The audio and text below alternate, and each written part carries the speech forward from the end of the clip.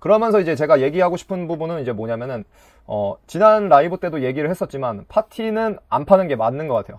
그러니까 뭐 애초에도 뭐 팔 생각이 없었던 것처럼 보이지만, 이제 조금 더 명확하게 이해가 되죠. 왜냐면은, 이게 지난 시즌에도 그렇지만, 오른쪽 풀백은 사실 없었어요. 다들 아시지만, 오른쪽 풀백은 전문 풀백이 아니었고, 이제 화이트가 거의 나왔었잖아요.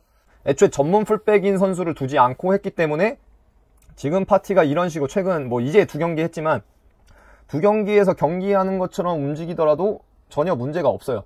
그리고 지난 라이브 보신 분들은 아시겠지만 이미 지난 시즌 노팅엄 포레스트전에도 이렇게 기능을 했었고, 그리고 이제 이것 또한 결국에는 굉장히 시즌을 진행하면서 적절한 카드로 쓰일 것 같거든요.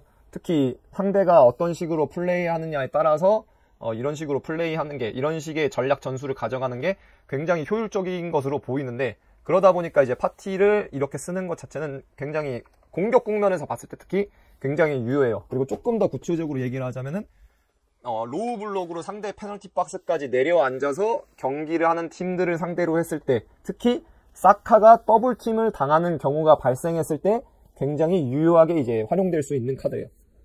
근데 이제 얘기하고 싶은 분이 제가 하나 더 있는데, 전반적으로 봤을 때 파티가 경기를 굉장히 잘했던 건 맞거든요.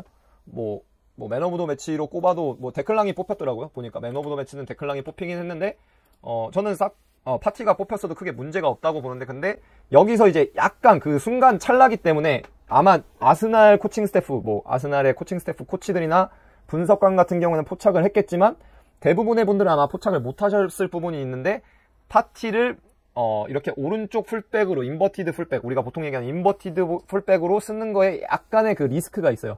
보통은 아마 못 봤을 거고, 제 생각에는 아스날 코칭 스태프랑 아스날 분석관들은 아마 포착을 하고 아마 결국엔 또 선수한테 얘기를 할 텐데, 그게 이제 뭐였는지에 대해서 또 잠깐 얘기를 해볼게요. 결국에 파티를 인버티드 풀백으로 썼을 때 이제 발생할 수 있는 리스크는 뭐냐면은, 이거 이제 후반전에 나왔던 그 스로인 상황 이후에 이제 직후의 수비 상황인데요. 결국에는 보게 되면은 이제 발생하는 리스크는 뭐냐면은, 파티는 그냥 우리가 다 알다시피 전문 풀백은 아니에요. 원래 풀백 포지션을 소화하는 선수는 아니에요.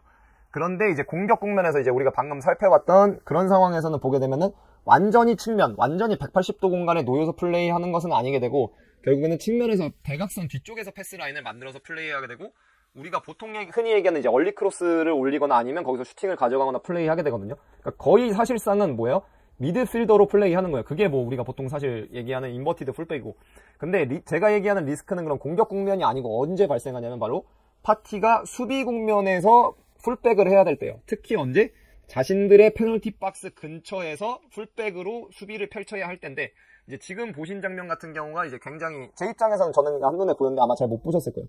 지금 같은 경우 보게 되면은 슐룹이 공을 가지고 지금 이제 공을 가지고 있고, 여기에 대해서 슐룹이 앞을 보고 돌아서지 못하게끔 하기 위해서 파티가 수비를 펼치고 있어요. 그리고 이렇게 지금 봤을 때는 이제 정상적으로 수비가 펼쳐지는 것처럼 보이죠. 이렇게 되면은 지금은 미첼이 오버랩을 한다고 하더라도 사실상 효과적으로 공을 줄 수가 없고, 특히 파티 같은 경우는 오른발잡이기 때문에 지금은 슐룹에 대한 오버랩을 가정해서 지금 어느 정도 그거를 가정을 하고, 그리고 공을 뺏기 위해서 굉장히 이제 공격적으로 수비를 가져가고 있죠. 근데 여기서 이제 문제가 뭐냐면은, 그러니까 이 상황 자체에서 이 파티가 내린 이 판단이 문제가 뭐냐면, 수비라는 거의 목적은 크게 2개로 얘기할 수가 있어요. 첫 번째는 뭐냐면은 공을 뺏는 거예요.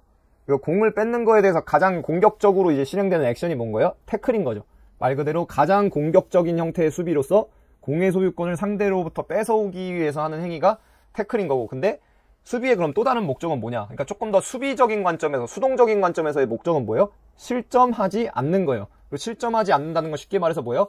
공을 가진 상대가 우리 팀 페널티 박스 가까운 공간으로 이동하지 못하게 하는 것, 혹은 뭐예요? 공을 가진 선수가 우리 팀 페널티 박스와 가까운 공간으로 패스를 하지 못하게 하는 거예요.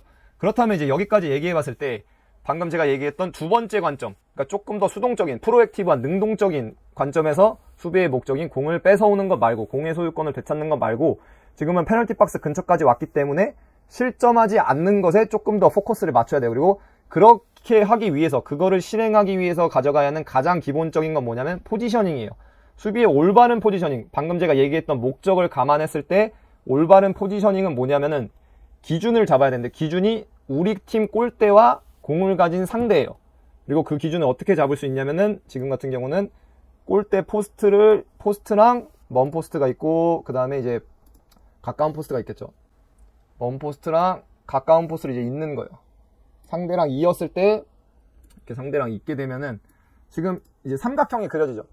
삼각형이 그려지는데, 방금 제가 얘기했던 실점하지 않기 위한 수비를 하기 위해서는 이 삼각형의 면 안에 있어야 돼요. 지금 같은 경우는, 지금 뭐 동그라미가 되겠는데, 이 정도 포지션이 되겠죠.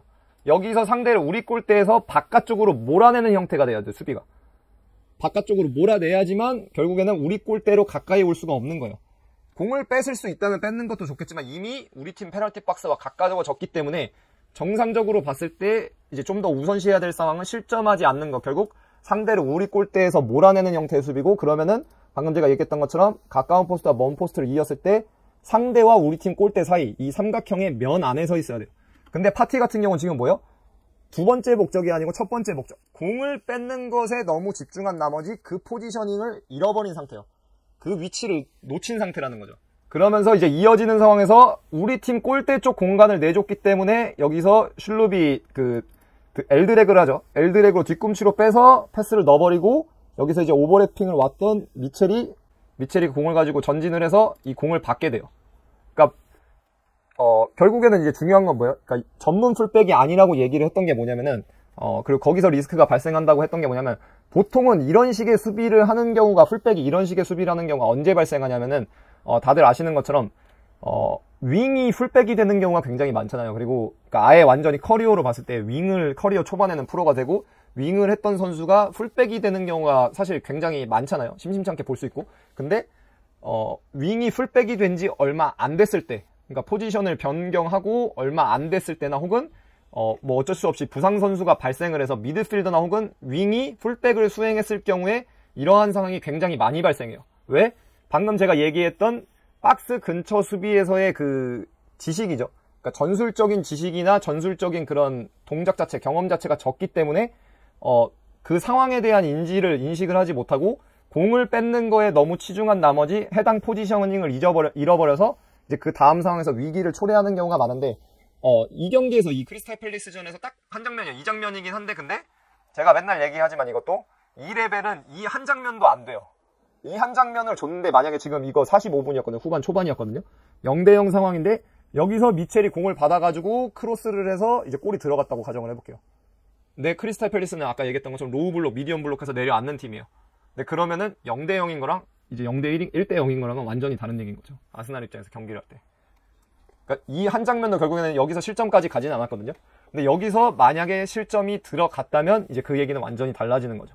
그러니까 이거는 결국에는 뭐 파티를 인버티드 풀백으로 써서 공격 국면에서 활용을 했을 때 가져갈 수 있는 이점이 굉장히 크지만, 근데 이런 리스크도 있다는 거예요. 이거 한 장면이었지만. 근데 다시 한번 얘기하지만 이 레벨, 프리미어 리그라는 레벨은 이 한 장면만 주더라도 골까지 만들어낼 수 있는 선수들이 뭐 1위 팀이건 16위 팀이건 17위 팀이건 질비한 게 현실이고, 그러니까 이 한 장면도 어떻게 보면은 결국에는 이제 파티를 인버티드 풀백으로 썼을 때 존재하는 리스크라고 볼 수가 있다. 이제 그렇게 얘기를 할 수가 있겠습니다. 그러니까 이거는 아마 거의 보신 분 없을 거예요. 이거는 보신 분 없을 텐데, 제가 아까 얘기했던 건, 저는 어차피 그리고 코치고 제가 프로팀에 일할 때도 이런 관점에서 이제 이런 디테일을 잡아내는 게 이 프로의 레벨이거든요. 왜냐면 제가 방금 얘기한 것처럼 이런 차이에 의해서 골이 들어가고 안 들어가고 돼버리고, 거기서 먹혔는데, 이래서 생각해볼게요. 여기서 만약에 먹혔어요, 아스날이. 먹혀서 1대0이 됐어요, 크리스탈 팰리스가. 그러니까 아스날은 어떻게 되겠어요? 골을 넣어야 되는 입장이 되니까 시간이 흘렀다고 해볼게요. 이거 45분이었는데 먹힌 다음에 70분, 뭐 75분이 됐어요. 그러면 아스날은 또 어떻게 하겠어요? 이제 공격수 숫자를 늘리겠죠. 트로사라 넣고, 파비오 베이라 넣고, 공격 숫자를 늘렸는데, 그런 크리스탈 팰리스는 경기하기가 더 쉬워질 수가 있어요. 왜? 뭐만 하면 되니까? 한 역습만 하면 돼요. 그냥 내려앉아, 사사이로 주구장창 내려앉아 있다가, 아스날이 전방에 숫자 다 배치해 놓으면 이제 역습으로 했는데, 역습을 해서 2대0이 됐어요. 근데 또 아스날은 그럼 2대0이 됐으니까 이제 뒤가 없죠. 무조건 골을 넣어야 되니까 계속 공격을 하다가 근데 또 역습을 당했어요. 3대0이 됐어요.